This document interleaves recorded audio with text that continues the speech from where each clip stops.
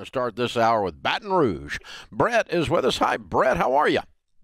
Hey, Dave. How are you? Better than I deserve. What's up? Great. Got a question here.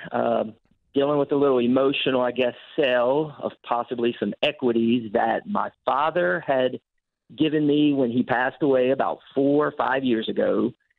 Owe about $188,000 on the house. Have a 15-year mortgage, just refinanced about a year ago, so I guess 14 left. Mm-hmm.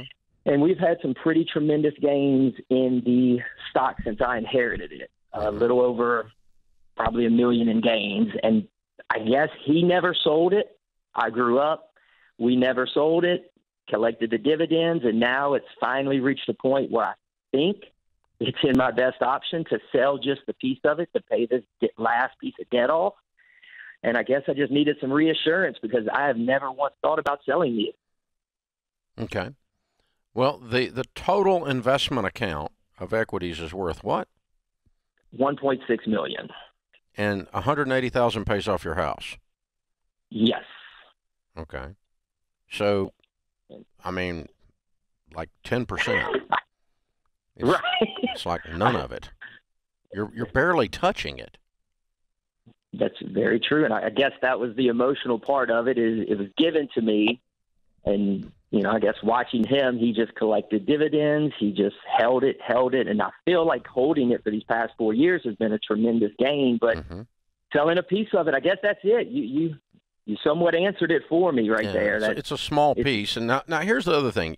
What this does bring up, though, is it brings up, what your father did with these stocks was, you have to decide, was that his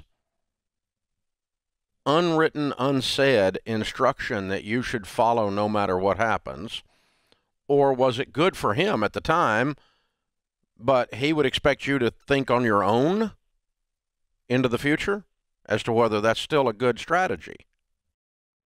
Which is, I'm guessing number 2 would be the thing, because it'd be pretty weird for him to look at you and go, never sell these stocks. I mean, that would be something someone would say about the family farm, or about the family Bible, or about your great-great-great-great-grandfather's musket, or something like that. Never sell. That would make sense, but never sell stocks? Really? No, I don't think he said that, did he? No, sir. Not at all. So you're not besmirching his legacy, his intent. He's not in heaven frowning at you if you sold them all and diversified and put them into something else that you believe to be a better investment with good critical thinking skills. Very good. Yes. Okay. 100%. I agree with you. So I think you kind of got to get that going, because the bulk of my conversation with you before I started, of your explanation to me, was all about what what Papa always did, and it's worked for me, but I want you to be independent in your thinking of his memory.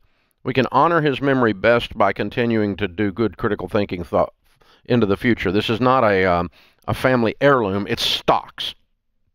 Correct. Yes, sir.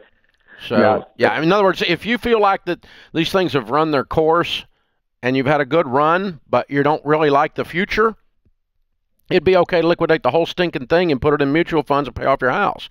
That'd be okay with me. That'd be my tendency, by the way, because I don't play single stocks. I don't like the risk. It's too much risk for me.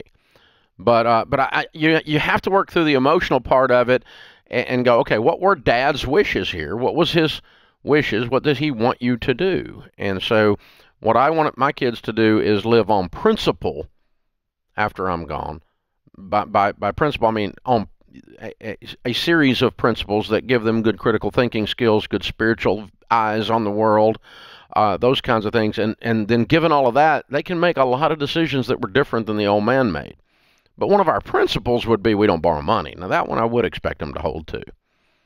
One of our principles would be we're always generous. I would expect them to hold to that principle. But, the nuance and the tactical of exactly how you do some of those things, I want to leave them free to make judgments, because the world does change. Good question. It's a very good call.